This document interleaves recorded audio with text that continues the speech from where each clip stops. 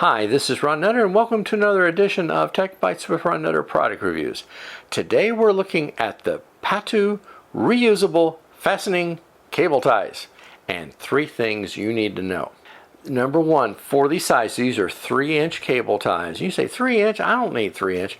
You might more than you think because these are good for organizing small cables like the kind you have with the chargers and the small power supplies for some of your smart home stuff. Thing number 2, these are high quality and reusable. They're durable and they're sticky. So you've got your choice of several things there.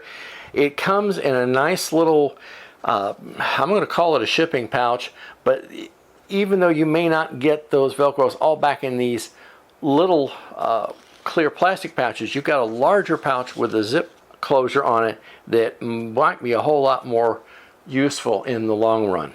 Thing number 3, these are a self-rolling hook and loop design, so they're easy to adjust, they're handy, and you really, I found I've needed this size more than I thought in some of the others. And to verify that, when I bought some of these big multi-sets that have like 3 different lengths, I'm always running out of the short ones first, and I never thought I would see that happen.